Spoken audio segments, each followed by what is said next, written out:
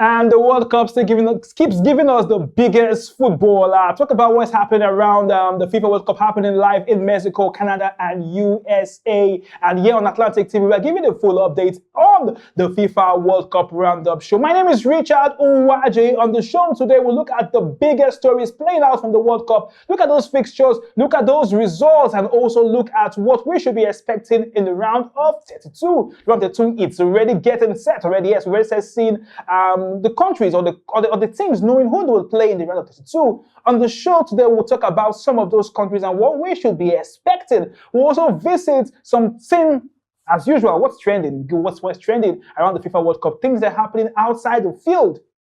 What's really, really important. Welcome to the show, and if you're ready, I'm ready. Let's go.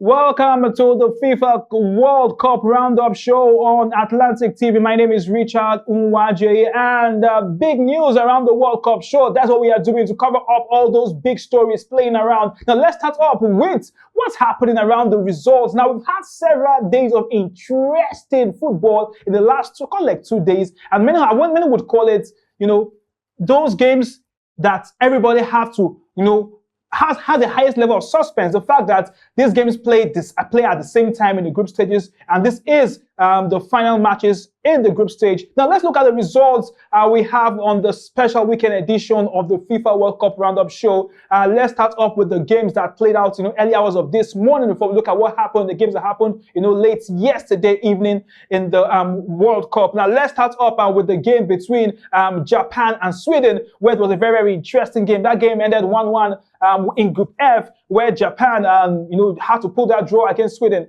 Now Tunisia, one of Africa's representatives, which did not do well, have not done well in the World Cup so far. We still saw the Tunisian national team losing their 3 games. Many expected more for them, but they had their issues, sacking their coach after the first game, got in a new coach, talk about Javi Renard as a new coach. He still couldn't do the job, and they lost their game to Netherlands 3-1 yesterday. Paraguay played a goalless draw against Australia in Group D. A very interesting one from Group D. And many will call this a big shocker from Group D, where Turkey had to beat one of the hosts, USA 3-2, in what many call one of the biggest shockers of the World Cup so far. Of course, very, very shocking one, but we know how it has been. US already qualifying for the round of 32. Now, let's look at other results in the FIFA 2026 World Cup, where we have seen very, very interesting results. Let's look at South Africa, which, of course, on Thursday, got that very, very important win over South Korea. South Africa, for the first time in World Cup history, qualified for knockout football, qualifying for the round of 32. Now, Czechia against Mexico, and Mexico defeated Czechia 3-0. Now, Curacao played a very, very interesting game where Ivory Coast defeated them by 2 goals. Now, 2 goals from Pepe in that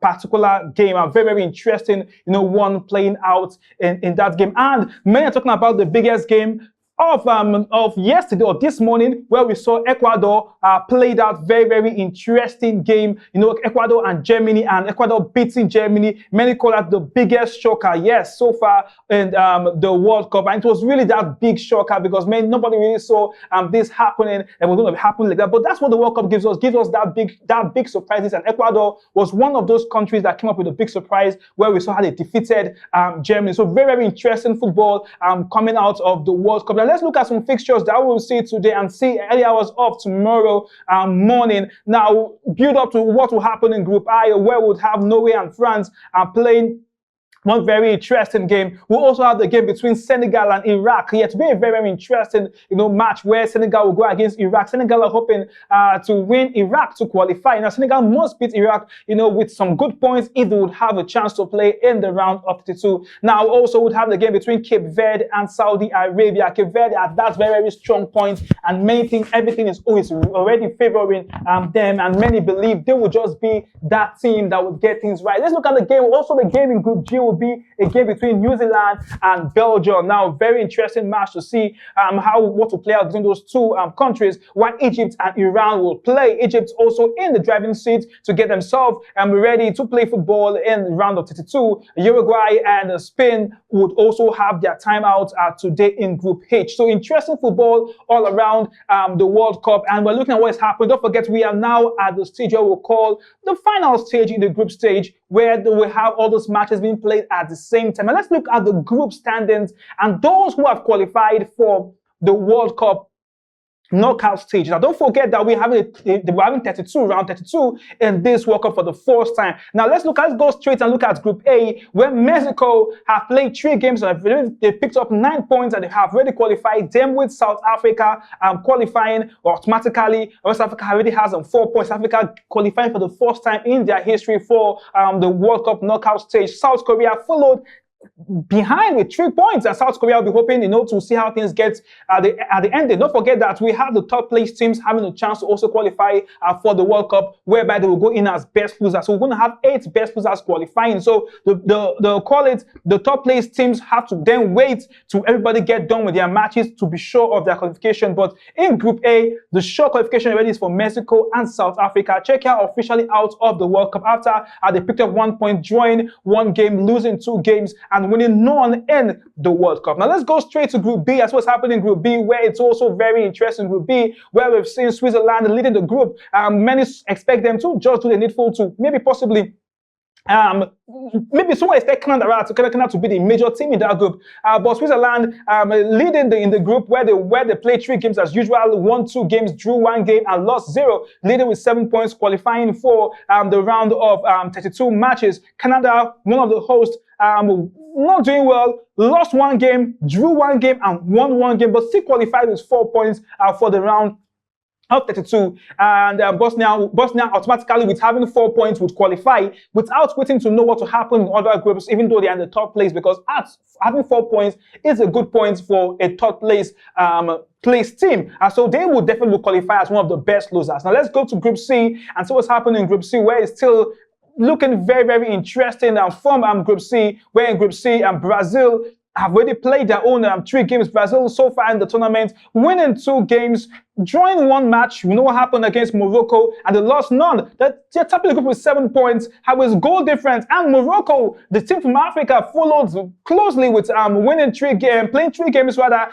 and winning 2, drawing 1 game, and losing none. They have 7 points, and also qualifying for the round of 32, where I would have Scotland still in the top place with 3 points, hoping that something would happen.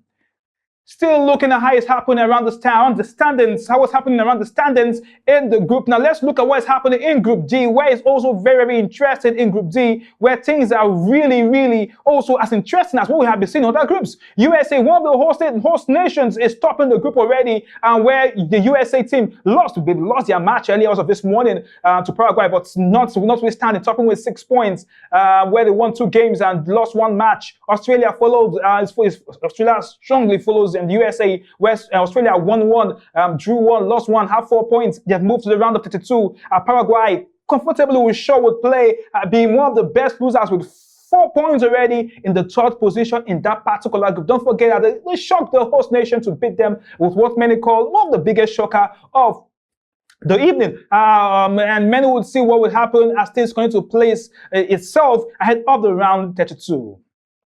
And let's move straight to Group F and see what's arranging and what's happening around Group F, where also we have Germany already qualifying with 6 points, strongly followed by Africa's, with one of Africa's representative, West African's representative, also in the World Cup. Cote d'Ivoire have played 3 games as usual, won 2, lost 1, and have 6 points, and still have qualified for the round of 32. Ecuador still pushing through, and Ecuador has 4 points. Ecuador still have the hope. Ecuador got that surprise shocker, many call that the biggest shocker, where we saw them defeat Germany to be able to qualify, have a chance to play round of 32 football. So very interesting one, where we saw this particular, no one expected them to get it right, but they got it right around the World Cup, giving that big shocker to beat Germany 2-1 in that very interesting game. All right, that's what has been happening. And let's look at Group F. And if we could have Group F, we're sure we could have Group F when Netherlands are topping the group and already in the round of 32, where they have 7 points and play 3 games and they drew 1 game. And we've seen Japan, where Japan themselves have played 3 games, won 1, drew 2 games, and they have 5 points, basically qualifying. And Sweden, probably to qualify as one of the best losers with 4 points, while Tunisia, pulling through with 0 points, and Tunisia automatically out of the tournament. So very, very interesting football we are seeing so far around the World Cup. So it's just very interesting, and things are still building up, and we'll see what will happen in the round. So really having some very, very interesting things playing out already, because it's already confirmed that we'll have South Africa and Canada play in the round of 32, and many will be expecting one very, very interesting football. But beyond all these rhetorics around the World Cup, one sure thing everybody would agree is the performance of African teams. The African teams have done perfectly well in the World Cup so far. Now, it's fair to judge from this standpoint and agree that the only African team that is officially out of the World Cup is Tunisia. But every other African team still have the hope to push things through.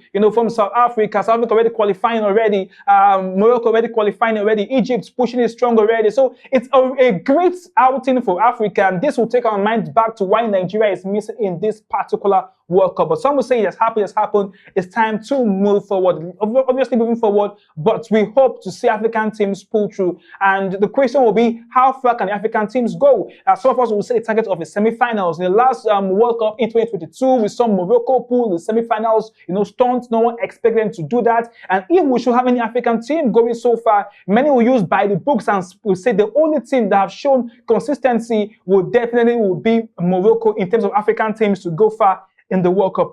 Apart from African teams, another country that have stood out in the World Cup will be Mexico. Many have spoken about the fact that the Mexican national team have been very, very consistent in the World Cup, this particular World Cup, giving us what we call very, very good results. So let's see what happens around that.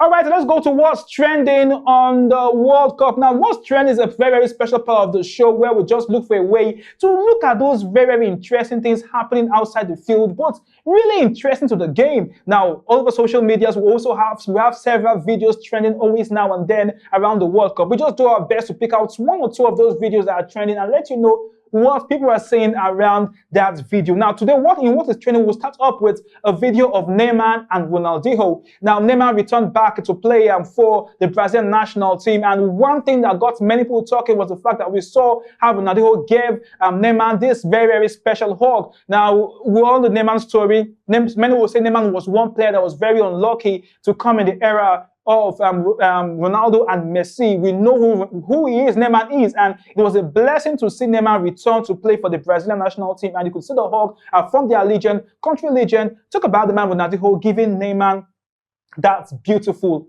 hug. And that's what football is all about, sharing the love. We always share love in football. Talk about how we just make ourselves very, very happy. And always about the fact that football has a way of uniting us, making us to feel that cool moment. And for that particular video, it got many, many people talking.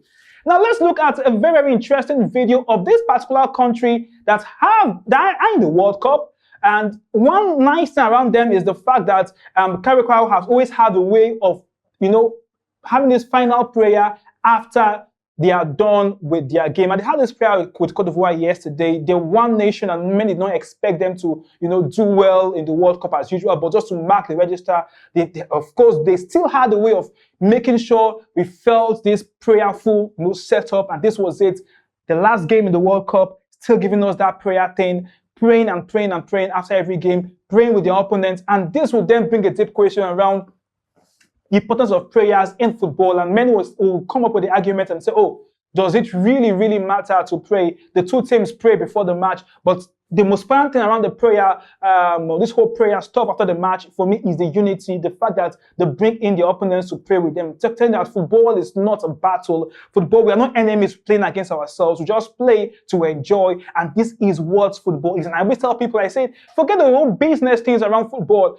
Back in the 1980s, football was just strictly for fun before business came in. And when the business came in, we started seeing different attitudes coming into the game. But beyond everything, football brings the fun, it brings the entertainment, whatever I want to call it. But it has a way of uniting us beyond culture, religion, and you see different people from different nations all happy celebrating the big festival that the World Cup comes with. I tell you, the World Cup happening in USA, Mexico, and Canada is leaving some everlasting, should I use that word? Some memories that we might not just forget anytime soon. Memories that will last for a very, very long time. I think after the World Cup, we'll now go back and have that deep look and say, compared to the Qatar World Cup that happened about 4 years ago, and what we are seeing now, which World Cup gave us that true entertainment. But the truth is that every World Cup has its own story, its own peculiar story that will stand out. Some will go back up to 2006 World Cup and talk about what happened in the final game where we saw